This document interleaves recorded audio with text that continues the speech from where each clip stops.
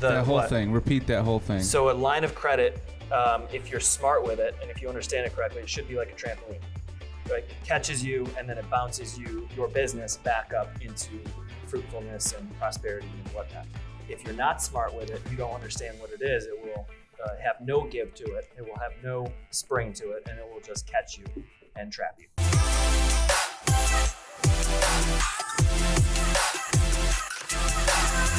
Hi, I'm John Timmerman, and I whoop every time Al gets a haircut. I'm Rob Shauger. It takes a lot of balls to golf the way I do. And I'm Al Cutri, and I won't go in the ocean. And we are the co-founders of the No Bull Company. What's up, everybody? Today's episode is brought to you by Go Tuck Yourself, the shirt tucking aid to help you stop being a slob. Bro, tuck it in. So ladies, the next time your man goes out and he's looking a little sloppy, tell him to go tuck himself. What's up, Buzz Nation? Welcome to I'm a Little Buzz, coming to you from inside Sharecuse Studios. Sharecuse is Syracuse's newest co-working space, combining community, creativity, and comfort. Check them out at sharecuse.com. This is the show where we bring a ridiculous amount of life to business while sharing beverages and stories that get us buzzed. Rob, what's getting you buzzed? John, I'm glad you asked. It's pumpkin spice hand sanitizer. No shit. Really? I have no idea, but I thought it was a great idea and I was kind of buzzed about it. I would love that. There's nothing I would love more than pumpkin spice hand sanitizer. Listen, I'm all tasted out with pumpkin spice, but doesn't mean I can't smell it. You're tasted out with it Yeah, already? You're done with it, right? Yeah. No, I was like years ago. Oh, yeah, gotcha. I'm still very much in it. What are you buzzed about? Traveling. I can't wait to travel again. Where? Every day. Where? Anywhere? Anywhere. Oh. Anywhere. Anywhere. Where do you want to go? I don't know. Probably go see my friend in Wisconsin. Never been to Wisconsin. Wow. Wisconsin. You are Nice. setting the standards high. I am. I'm like, why am I coming to Wisconsin? Straight up cheesehead. Boom. So I am pumped about finally getting an Apple Watch. I'm doing it. Ooh. I know. It's You actually guys like both got A it. Power Ranger move, like Yeah. Apple. Every show we'll put them in the middle. I don't know why. Like, I just never really wanted one previously. Like, Why now? I love watches. Like, Oh. I like different watches, Yeah. I know. like different styles. You were and I'm approached by a sponsor as a watch sponsor, remember? You never like, oh, followed that's up. right. That's right. I don't know why I did. That was like a cheap knockoff, I think. Yeah, it was- But yeah, like the new Apple Watch, like I saw the whole, like all the shit it does, and then I'm gonna get like 45 different bands and just Oh. swap them. Dude, So I'll do it. welcome to the family. Thank you. What's up, No Bull Nation? You all know that our conference is getting closer by the minute. On April 8th, 2021, we are holding No Bull 2020 2.0, presented by Bankers Healthcare Group, to teach you how to get more out of life and business. We've got an amazing lineup of speakers. Gary Vaynerchuk has built a conglomerate media company, $200 million ad agency, co-founder of Vayner Sports, and a bunch of other crazy media companies. AJ Vaynerchuk, his brother, is the CEO of Vayner Sports, a new age sports agency. David Meltzer is the co-founder with Warren Moon of Sports One Marketing, a multi-$100 million sports agency. Constance Schwartz-Marini co-founded Smack Entertainment with Michael Strahan and Aaron Andrews. I mean, these are crazy successful people that are going to teach you how they've grown their businesses. And you can get a free ticket, $250 front section ticket.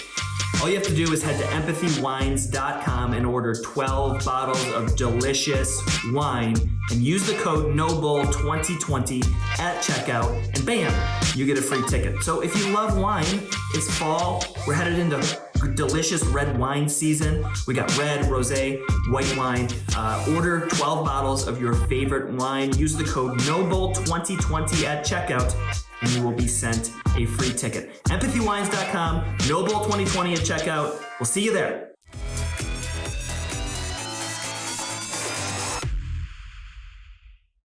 Okay. Well, today's show is about managing cash flow and budgeting and whatnot in your business.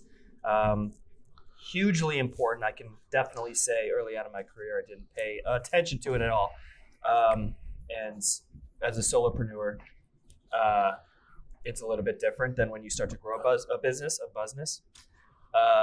But I have a little perspective on both. But before we get into all of our perspectives, now is the time when we cheers to life, love, lots of laughter, and strictly abiding by urinal etiquette.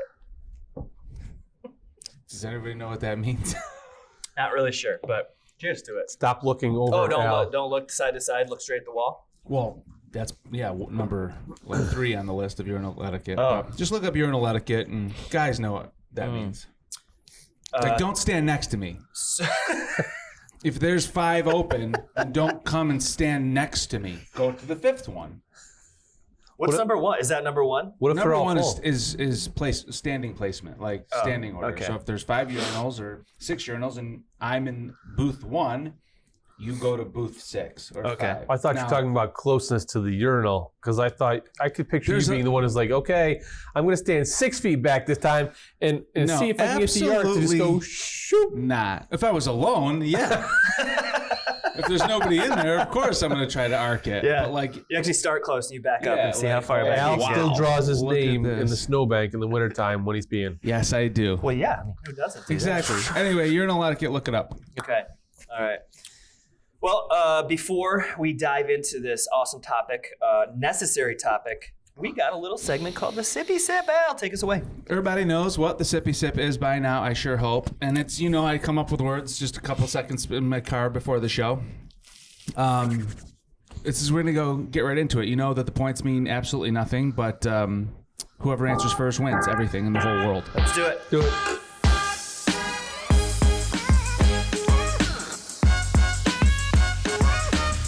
Coconuts. Lovely bunch. Harry.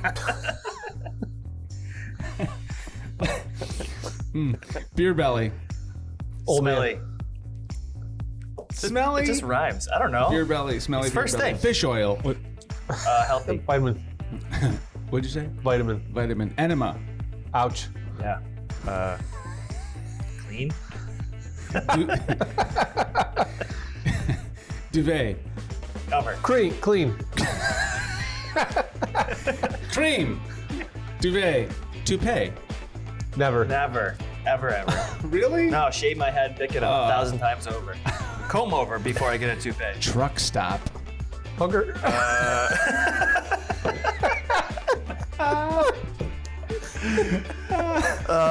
Hooker. What do you Sandwiches? This is off top. Yeah. This is off topic, but what do you call them? Like, is there a male hooker? Is it Gigolo? still called a hooker? Or is it gigolo? gigolo? Gigolo. Gigolo's not a. Gigolo's a. Oh, maybe it is. All right. Yeah. Look it up. Look it Deuce up. Bigelow, the male gigolo. That's But right. he wasn't a hooker. He was an escort. Big difference. So you want to know the cheaper version of the Yeah. the- What's like the street gigolo? The street gigolo. Maybe that's it. Street gigolo. All right. Like Dumpster street taco. fire. Speaking of that, dumpster fire. Inside extinguisher. of a train wreck, inside of a. Dumpster. No, that was how one of the political correspondents responded to about the debate. Was like that was like a train wreck inside of a dumpster fire inside of a car crash. Oh yeah, something like that. Yeah. First thing popped in my head. Number 9, fidget spinner. Unnecessary. Millions and millions of And then dollars. number 10, ecstasy. Never. Never tried it. All right. Al paused. I'm like, Neither have I. oh, okay, Yeah. good. I don't know. I tried a lot of drugs, but not that one. Not ecstasy. It scares me, and it puts holes in your brain. So Ooh. Yeah, I already have many of those, so I know. I don't need any more. That's Not the needed. game, and I would say that it was a tie. That's a meaningless tie. SippySip. We've both been SippySipped. All right, so to prime the show, managing cash flow and budgeting in your business. Why is this important? Because you will go broke if you don't do it. And you will not be able to make payroll if you have employees. And you will not be able to buy products, cost of goods, all of that kind of stuff. So let's assume, fellas, that we're dealing with some startups here, right? Mm-hmm.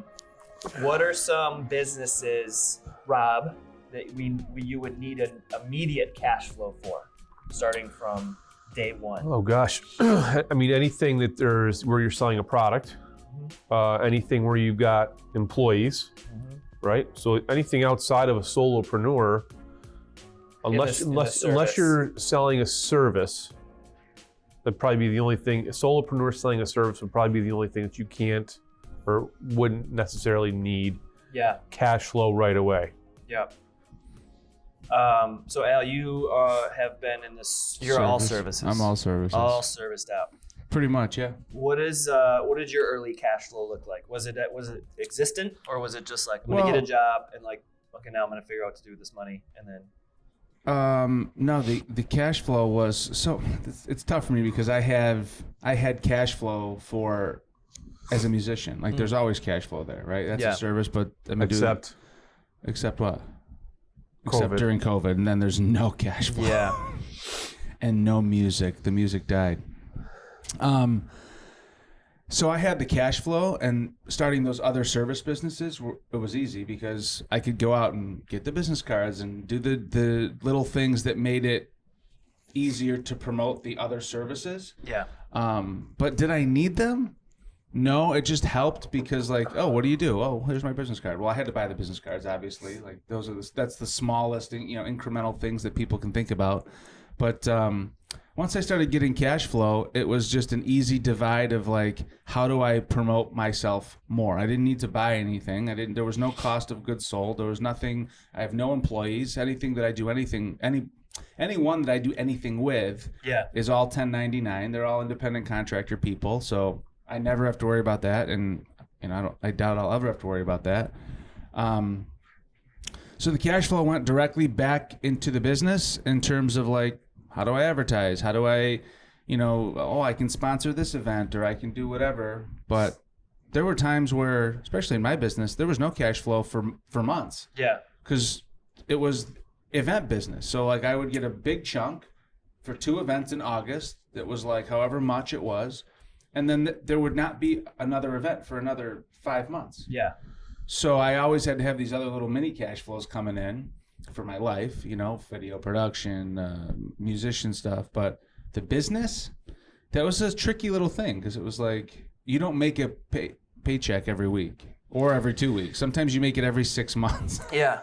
And I'll clarify for those of you out there listening, because I might have started this off a little bit wrong. So there's startup capital, right? So there's a chunk of money that's put into starting a business. And maybe that's a little bit more what we were talking about is the capital. Yeah, it's the startup capital. You need some seed capital or some early investment or your own seed capital to put into if you have a product. If you have to make these things, it's going to cost you, whatever $1,000 to make the mold and order the products and things like that. If you're in the service business, you could essentially just say, hey, I'll do this for you for X amount of dollars. There's no startup capital. Right. Cash flow then is the incoming reoccurring money, or hopefully reoccurring money, but that comes into, a flow of cash into the business that then you can invest into future growth, right? So you're talking about cash flow in the event business being having large gaps, right? So you get a big chunk of change, big time gaps, and then that needs to last you until the next big chunk of change. Yeah, and then winter time. I mean, summer's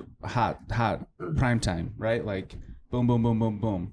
Winter, it's like you better learn how to store up your nuts and go into hibernation because at least in my world and where I'm at in my business, winter goes.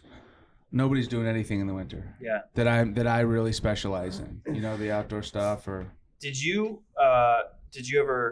learn your lesson, or did you always sort of know like I'm gonna get this and I need to make this last? I never learned my lesson because I always knew the volatility of the industry. You knew from the start. And I knew from the start that this is, I hate to say it like this, but it's true. It's paycheck to paycheck, event to event, and events don't last forever. So the clients that I get every single year for the same event, that took some time where every year they hired me back and it's like we book the event. As soon as the first one finishes, we book the next year. So that took some time. But in the first couple of years, it was like, oh, cool, like a new event. And then that could have been a one and done. I never got that job again. It was a one and done. And like maybe I made $50,000 that year. And the next year, 3 of those events were not happening anymore. Now I'm down to, 10. Like, do you feel like that was easier because you were a musician too, making a little bit of money like that? In the agency world, you want to bunch of little clients and you want to have some big clients, right? So that way, if you lose a big client, you have the kind of foundation down here. Do you feel like that made it a little bit easier? 100%. I was to never, save that money. 100%. I was never afraid of. I always had 5 or 6 streams of revenue coming in, knowing that like any one of these streams can Dry up just like that. And then I will dry up and it will be, I cannot put myself in a bad place. So I had like a part-time thing here, like I always had a safety net so that I could pursue whatever I wanted in hopes that it would grow. And it has grown. It's been great. And those safety nets got smaller, but they're always there. Like they're still there. So if shit goes, just like, for example, being a musician is probably half of my income. Gone. Yeah. Thank God I had the other things in place, or I would have been. I mean, my other musician friends, they were like, they were hurting bad. So I was never afraid of the roller coaster ride of my industry because I always had backup plans upon backup plans. Rob, so early on in my entrepreneurial career, like it was similar, service business, right? We had a YouTube show. It turned into somebody asking us to do videos for them. We had the camera equipment already, so it was relatively easy. You know, my first several years in business, I was terrible at cash flow. I didn't really understand it. I guess I was terrible at managing cash flow and budgeting at the same time. And I think that's now in hindsight, that's a common occurrence for somebody who's not financially literate already. So when you're growing a business, you know, you're $100,000 a year, you got expenses out of that, you know, maybe you're pulling $50,000, $40,000, you know, or able to. How do you manage the incoming cash flow with budgeting, with figuring out how to pay yourself? What happens first? What do you think is the smart way to go about doing that when you are trying to grow a business, which means you need to sort of invest some of that cash flow back in, but you also need to pay yourself. Right. Yeah, I think it depends on everybody's scenario is different, right? So Al's a single guy versus you and I are married. So is there, do you have a significant other that's helping with the cash flow? So that means like, hey, you can afford to not take out that paycheck versus, the single guy who, it all stays in there, right? You never take it but in Al's case, it's just him. Yeah. And he's, that's it. So and again, there's so many different scenarios. So maybe you're working a full-time job and starting, how many times have we talked about the part-time hustle, right? Yeah. I know when I started my first business, I was working a full-time job and then I did this thing on the side. It didn't last very long, but so at that time it was all just cash and kind of play money, right? But then when I legit started my first business, it was a seasonal company. So that winter I had to take a full-time job. Yeah. And then come spring, what I did was I offered my clients a prepayment option to save money at the beginning of the season. Yeah. So that brought in cash flow, but out of that, you've got to buy product. At that time, I needed to take a paycheck, right? At that time, I had other expenses. There was initial equipment to buy, and I didn't have a credit score good enough to go buy the equipment. Yeah. So you buy cheap, and you do what you got to do. So my company at that time was a lawn fertilization business. I did not have the right vehicle. I was putting chemicals in an enclosed, vehicle that I was riding in. Was it a minivan? It was a Ford Explorer. Wow. It was a minivan. That's what was in my head. the minivan would have been better, actually. Bought a cheap spreader from Tractor Supply. Bought cheap material, right? Until I could get enough money aside to then go and buy a different piece of equipment. So you piecemeal. Yeah. Nobody wants to hear that. Everybody wants to run out and buy the best shit right from the get-go, and they want to be all flash and no cash. Yeah. Let's look pretty. Let's have the best vehicle or the best wardrobe or the best this. It's not it doesn't work that way. Yeah. I mean, unless you've got somebody bankrolling you or you've got, VC money or something like that, shit's still got to get paid back. Yeah. And then from there, like so we're talking today about managing the finances and the cash flow. Yeah. So one is, how are you like a software? So QuickBooks Online today is super cheap. It's like $10 a month. Like everything you need in there is all in there for a small startup company. Yeah. And then checking the cash flow often, I think is key. You can look to find a decent, either a bookkeeper or an accountant or CPA, again, depending on what your situation is, but you can't rely on them for everything. I learned that the hard way. Right. Thought those people were supposed to be working. You work for me, I pay your bill. No, all they do is they just file the reports on the information that you give them. Shit in equals shit out. That's a really important lesson, not even just for a CPA or a bookkeeper, but any vendor or freelancer that you hire. The one piece of advice that I would give to anybody thinking about doing that is that exactly that they'll work on your business, but they're not going to work in your business, right? So a lot of people, myself included, would hire a freelancer to try to do something.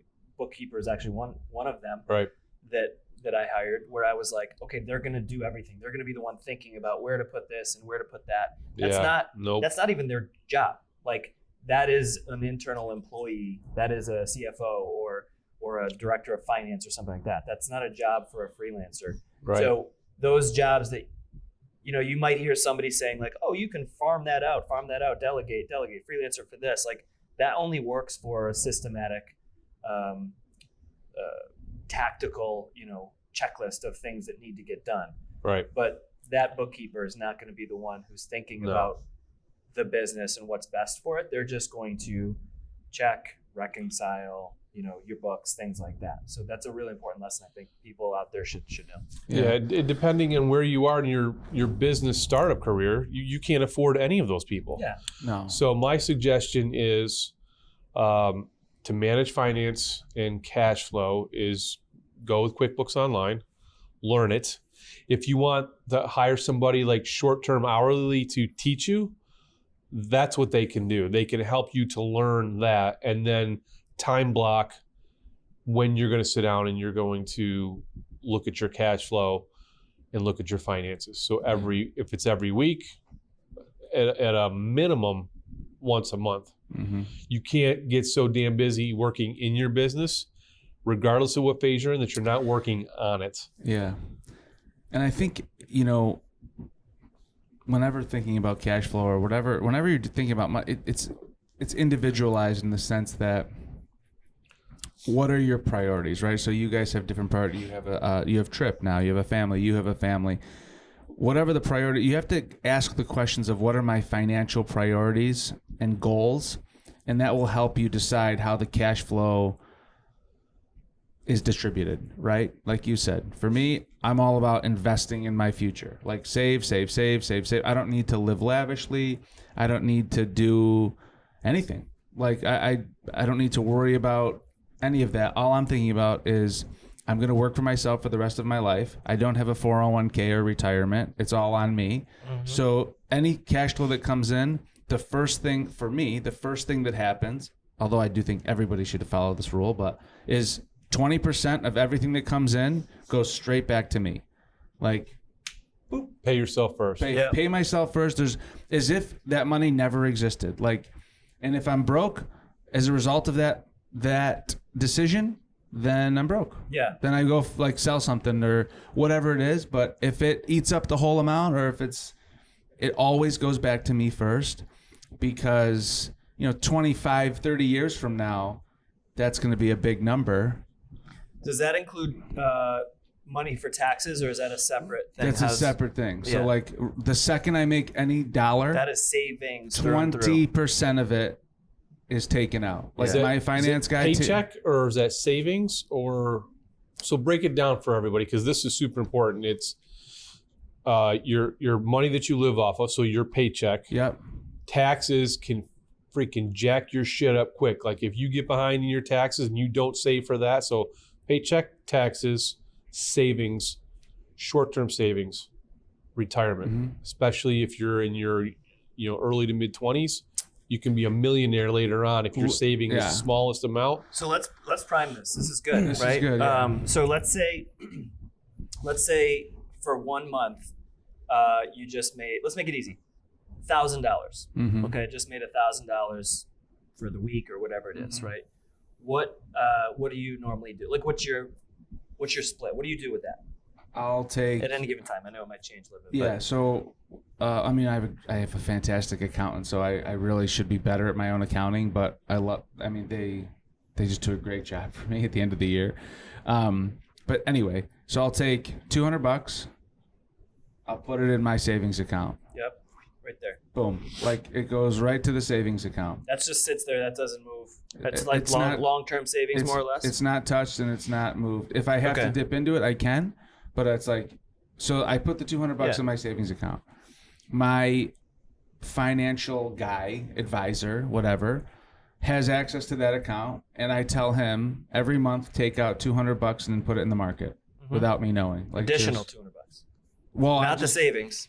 Not the savings. he takes it 20%. out of the savings. So I load the savings. Oh, got it. I load up my savings and I just keep going with it. Okay. And because I'm not going to say, put it in Apple, put it into this. Yeah, so I load up the savings and I tell him, subtract from it at once a month. Or if we have a particular thing that I'm like, or if he calls me and says, hey, I think you should do this, I'm like, great, take it. Like, it's in the savings.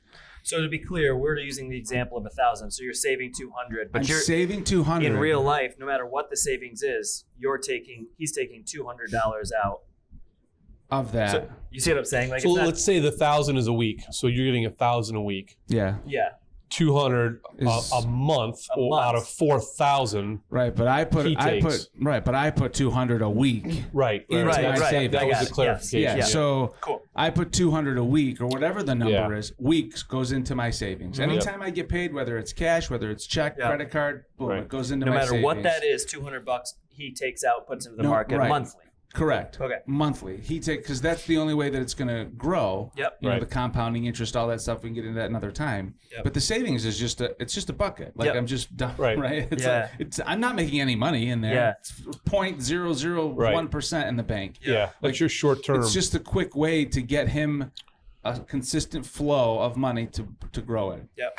That happens religiously. If I don't make any money, then I still try to find a way to put $200 in the savings or $100 or something in there to keep building it. Right. Yep. And that's like, we had a guy comment the other day about. Did you see that? He commented on our Noble post about, I wish I had the kind of money to go see Gary Vee. And I was like, well, it's $150 at cheapest. Like, sell 2 things in your house that you don't need, and there's the money. Which is irrelevant. I just had to say that because I think the importance of that's huge. So yeah, $200 goes away.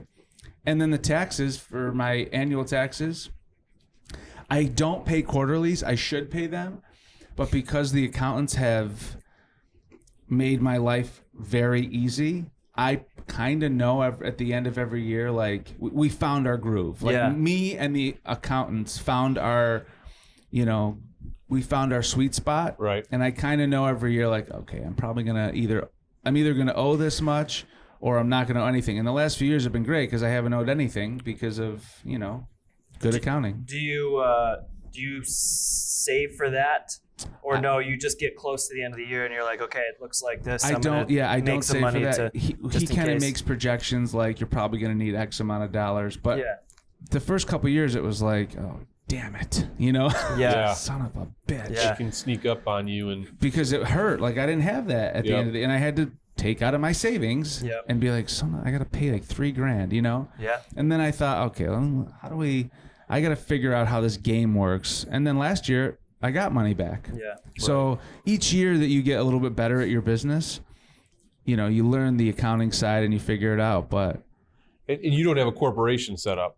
I have an S corporation. So again, depending on, we're not accountants. No. So consult with your CPA or your accountants or bookkeeper. But depending on the type of business you have set up, they may come to you and say, hey, we're going to do estimated quarterlies, in which they will pull. In which case, going back to Al's original example, out of the 1,000, a piece of that's going to come out and go into the tax bucket. Yeah. Right. So that you're not caught getting jammed up, because all it's going to do is cause a freaking nightmare of backup and money that's owed. Well, that's why I save so much, because there are years where if they did, I mean, the business is only 5 years old, right? The event business or whatever, the corporation, right? Yep.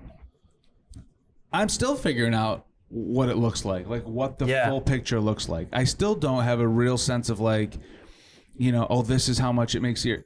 It's a different amount every year. I literally don't make the same every year. Right. And it's like, that's the groove, and it's hard it's even hard in a good way if you're growing, right? Because it keeps changing that it number. It keeps changing. Your expenses could be all different one year versus the next year. And that's why I don't pay myself a salary. Like, my life is paid for. Yeah.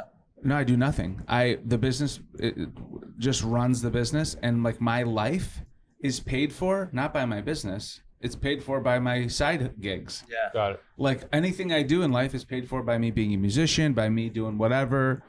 And then the business can operate and can function and not collapse and fail because I just keep, So somebody out there listening is probably going to ask, well, then, okay, also, why bother running the business? You're not pulling out of it personally. So why do you do it? Does the AC events feed the music gigs, and you're able to increase your income there? So I'm sure somebody's going to ask, why? Yeah. I mean, it allows me to buy things and write them off. Like, I can buy big pieces of equipment that aid my life. Yep. I just bought an iMac, which I can use as a write-off, and it allows those things. I could also it doesn't. The name of the business is irrelevant. I could make it Al Cutri, LLC, whatever. Right. It doesn't. But it allows me to compartmentalize finances and run a smart business person's financial life, because it's important. Yeah. Like, tax breaks and learning about how much money you can not make but keep is a key thing. Like, how much money can I keep? So, Rob, pretend I'm a new business owner, just started a business. Service company, and I'm making $1,000. The business is making $1,000 a week. Let's say, just started, right? You're billing $1,000 a week. Yeah, like I'm getting paid. I'm getting paid $1,000 a week for something, right? What do you suggest I do with that? If I have Trip, I just left my job. I got a little bit in savings, right? Lindsay's making some money. Yep. So I don't need to take a lot of that. I take a little bit of that. Right. What's your kind of suggested split for paying attention to? Yeah, I think it depends on your, you got to look at money in, money out. Start with the big picture, right? Yeah. So that's where it would all start with, and then from there, what do you need to keep your business open? So you gotta look at buckets is usually what I talk about. Buckets, man. So what's your personal bucket? What do you need in there? What's the business bucket need? What's the savings bucket? I think, I look back to myself, and I wished I had started saving money, the long-term saving, something. Personally or for your business? Personally. Okay. Yeah. Because what's going to happen when we want to retire? Right. I didn't start saving in that bucket until, I don't know, 7-8 years ago. Yeah. And so at 40, right? So saving something in there, you got to pay your bills at home. Mm-hmm. So I couldn't give you a set number, but home bills, short-term saving. Yeah. So like Al's saying, hey, I got to dip into, you should have ideally in your savings, your personal savings, 90 days worth of income. Yeah. So somewhere in there, or up to 6 months. So you're building in that. So let's say the hot water tank goes at the house. Yeah, shit happens. It's the oh shit fund, right? So I don't have to go put a hot water tank on a credit card. If you interviewed 100 people walking into Home Depot today and asked them if their hot water tank went, how would they pay for it? What do you think 90% would tell you? How would they pay for it? Yeah. Home Depot, 20% if you sign up today. That's right. That's why they're standing there, right? So pay your personal bills, short-term savings, long-term savings, then you get your business savings, and then obviously whatever you need to cash flow the actual business. Yeah. You know? That's the thing. If you're doing it right, you're saving most of it. Yeah, ideally. I mean, that was my biggest screw up. Like, I did not say, I put it all back into my business. Yeah. To run the business. I got to a point where I was taking out, an okay amount of money, but that was basically just paying the personal bills, and I never freaking put anything away for savings. Biggest mistake I ever made in business. It's huge. It's totally easier said than done, right? The savings thing. Well, because right. when you're starting a business and trying to grow it, sure. I mean, obviously there's certain instances when it might be a little bit easier, especially if you have another source of income, right? So, suggestion number one would be to make sure you have that other source of income. Protect Either don't quit yourself. your day job or, Right. Freelance on the side if you're starting another business. Like that would be kind of an ideal opportunity to make sure that the cash flow can make it into a savings account and doesn't get eaten up by, oh, you know what? Like you hear a lot of times, hire somebody or find somebody that does what you don't do. So you could easily put that cash flow into hiring somebody what you don't do to further grow the business, which is actually something that I did. So that wouldn't allow me to save, right? Mm-hmm. Because I was investing that. So, I personally spent a few years along the lines of what you did, which was not save any money, put it back into the business, grow. And then sort of unforeseen things, not even in my personal life happened, unforeseen things in the business happened. And, those investments didn't really work out as well. And the business was left with, nothing to show for it. We didn't have the savings. So you just have to make sure that you're taking a gut check. And I would absolutely recommend saving. In hindsight, I wish that I found a way to save more personally. And I wish also equally that I found a way to save more for the business Right. at the same time and went slower with the investment in growth. Just that's totally not my personality. You guys know it's like, Yeah. all right, let's fucking do this thing. Let's go. Yeah. And, in hindsight, it all worked out fine. There was definitely times when, late on payroll and those types of things when I had a smaller team, and it was because I didn't have the savings. Yeah.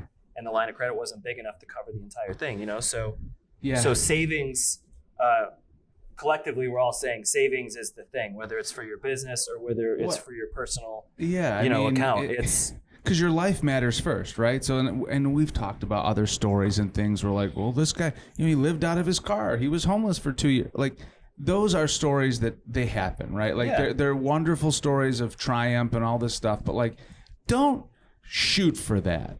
You know what I mean? Like, protect yourself and make yourself and your family, look out for yourself. Don't shoot for I'm going all in. I don't care if I have to live out of my car. That's stupid.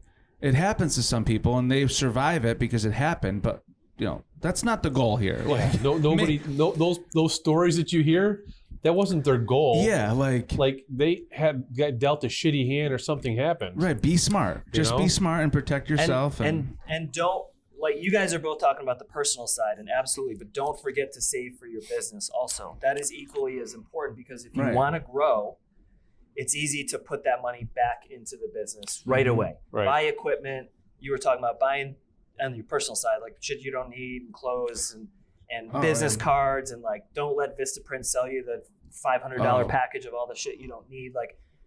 Saving for your business is equally, in hindsight, one of the things that I wish I did more is the actual business, right? So I have an LLC. Yeah. So I'm taxed as a individual. When I had a partner, though, it was a little bit different. We were, it's split. It's a different, tax structure a little bit. But because I didn't save for the business, it hurt me personally, and it hurt my personal savings. Sure. So that's a trap that you don't want to get caught into either, right?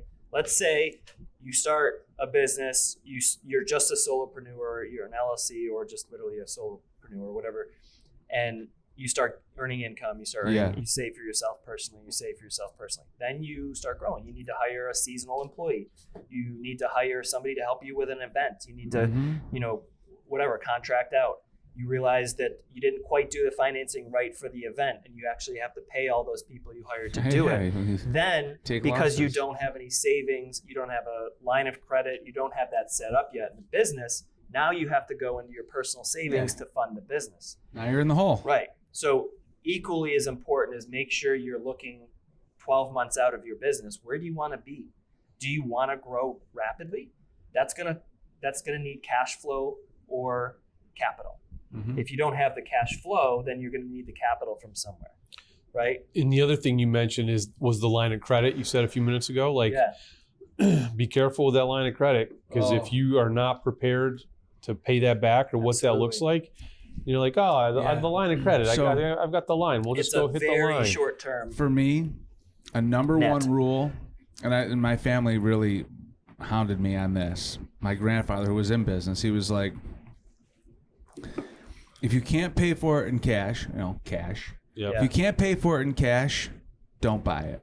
And now that's like a blanket statement, which is not true. But the point is if you're going to use credit cards, only use credit cards as a strategic play to, build your credit but you can pay those credit cards off at the end of the month. Right. Like, I'm going to pay this off at the end of the month. I'm using it as a strategic business play. Travel points or whatever it's going to be. But if you're using credit cards because you don't have the money for the thing, I would say tread extremely, extremely lightly, because that is a hole that will keep you in prison for a very long time if you don't have a real sense of like the purpose of a credit card. Mm-hmm. And it's not to buy shit. Yeah. A credit card is not to buy shit. Yeah. It's to leverage. Yeah, a line of credit is a little bit different though. And I got a story that shows you the value of a line of credit if you're smart, like you said. Yeah, you just need to be smart with it. There's a very large company here in New York. I'm not going to name who they are, but during the 2008 sort of aftermath, jobs dried up. Jobs meaning like contracts for them dried up. Okay, just to give you an idea, we're talking about I believe, north of $100 million company. Their contracts dried up. They had to use something like $48.5 million out of the line of credit, out of a $50 million line of credit, right? So they had to use almost their entire line of credit during that time to stay afloat. And I don't know the details of the story. I think they even had to furlough some people and pause. This is not this COVID crisis. This is the last COVID. They had to use that COVID. Much of their line of credit. This is one of the most reputable companies in their industry in this area. And they used that much to be able to get back. And then they ended up paying that back, and that saved their business. If they didn't have that, they would have folded. Right. Yeah. Which, if that news hit the headlines, that would have been like, holy fuck. So a line of credit, I in my experience, you have to understand what it is. It is not a credit card. Nope. It is not your bank account. It is simply a safety net. And if your safety net is like a trampoline, it will bounce you back up, and then you'll thrive. If it is a net with no spring to it, you'll get caught in it, and you're then just like a. Say that again. That whole thing. Repeat that whole thing. So a line of credit, if you're smart with it, and if you understand it correctly, it should be like a trampoline. Right? It catches you, and then it bounces your business back up into fruitfulness and prosperity and whatnot. If you're not smart with it, you don't understand what it is, it will have no give to it. It will have no spring to it, and it will just catch you and trap you. Wonderful. So trampoline, a line of credit should be a trampoline. If you're not smart, it could be a death trap, a net. Good place to stop. That's a great place to stop. One more point before we stop. Okay. Let's take 5 minutes and talk about budgeting. Budgeting. We didn't really touch on budgeting too much, and I think it's important. At budgeting. That's what I was going to say. Is I sucked for a long time, and I wanted to hear what you got. Yeah, and I feel like I've gotten much better, and I'll give, and I want to give this resource out. So maybe in editing, I don't know if you want to grab this and make it earlier, or we can keep it here. But anyways, budgeting in business specifically, right? Not in personal, in business. it's one of the harder things to do because, as you mentioned, you don't know what's coming. You might get a huge job, and that might open up other opportunities. So, how did you approach budgeting in your previous business, in your current business? It hasn't changed, it sounds like, very much, right? So you sort of just year over year. Yeah, I mean, I suck. You sort of know at budgeting, which is why the way that I justify sucking at budgeting is I just load up as much money as I possibly can so that I know like it doesn't matter if I suck at budgeting because I have enough to cover issues, to cover future, to cover whatever. Yeah. Like if the budget gets funky, I will learn about it, but I'm good. But again, like my situation is unique and it's different, but I'm a terrible budgeter when it comes to like, I'm going to put away 20% for marketing and 20% for me. And so I want to share a resource. So number one, cash flow fixes everything. Right? Yes. Business development, sales, cash flow, incoming cash, reoccur. That's why every business is charging a reoccurring income model. I mean, the perfect business model is Peloton right now. Peloton has a software program, it has reoccurring memberships, but it also has hardware, expensive hardware, so they have both sides of the business, and they're growing other aspects of it, right? So cash flow is king, queen. That is the thing that will get you out of a lot of issues. Savings, we already talked about, is a huge deal, such that when cash flow dries up or gets thin, then the savings is there. But I use QuickBooks Online, have for a long period of time for all my businesses. It's great. But I don't use it for budgeting. I don't really understand how to use it. I've had CPAs and bookkeepers that sort of are like, yeah, you can set up a budget and whatnot, but it's always changing and it never worked for me. That's strange. So what I did is I set up, over the years I built this out, and I'm going to put the template in the show here, wherever you're watching this. There should be a link. Hopefully we'll add one in there, but it's an Excel sheet or a Google sheet, and it just has tabs along the bottom for 3-month quarters. Right? And in that, it's all linked so that you can essentially change like what money you have coming in. So for me, it's clients or accounts or something like that. I can put in what I have in for, like, let's say January, February, and March is on one tab. So January, here's all the clients I have. This is reoccurring. This is project-based. So this all carries over month to month. This doesn't. This is different. Then I have reoccurring, I have one-time project income. Then I have reoccurring bills and then one-time bills, right? And those just carry over. And what that allows me to do, it's not perfect. It doesn't take into account like, oh, I want to buy this camera equipment. Like I'll go in and put that in, but I can test it and I can see what it will do to the entire budget. Yeah. And it's that like a homeostatic operations budget. Yep. And it will tell me, based on this amount of money that I had in my bank account, in the business bank account at the top, based on this month, you will have negative $1,000 or you will have positive $10,000 or whatever. It's and then it all benefit. rolls over, and the big number right here on the left-hand side, the first thing you see is how much you're going to end up with at the end of the month. So maybe one month I'm going to have a slow month and I need to use my checking account, the business checking account or savings to fund that month, late payments or whatever it might be. So this number over here might be negative $1,000. That's not a good number, but still this over here says I have $10,000 at the end of the month. So, okay, got to make sure that I get business for these next 3 months. So this thing has literally saved my business or businesses is using this document to be able to make sure that the homeostasis is always there, right?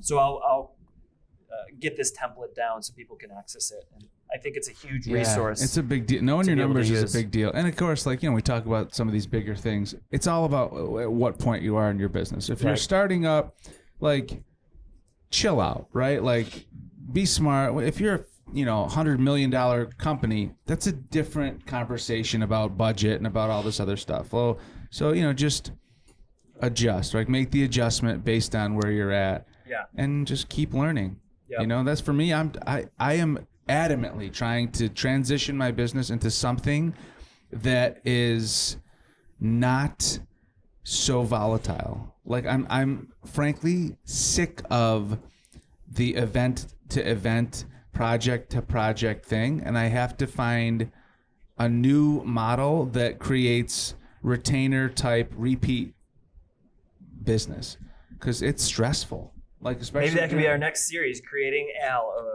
reoccurring revenue. Repeat business, boys. All right, good show, fellas. As always, everyone out there, super appreciative for you watching or listening to our little show here as we build our media company and event. Don't forget Noble 2020 2.0 is coming up April 8th, 2021. Gary Vaynerchuk, a bunch of other awesome speakers, so check out noble2020.com. But we will be back here every Tuesday and Thursday at 8:30 p.m. with our new format. We're going to be going live on Tuesday nights. Video format on your favorite platforms. Facebook and YouTube Live are the best places to watch us. But remember, you can listen to us on your favorite podcasting platform, Apple, Spotify, Google Play, all those good stuff. So cheers, everyone, to life and business. May you prosper in both. Boom.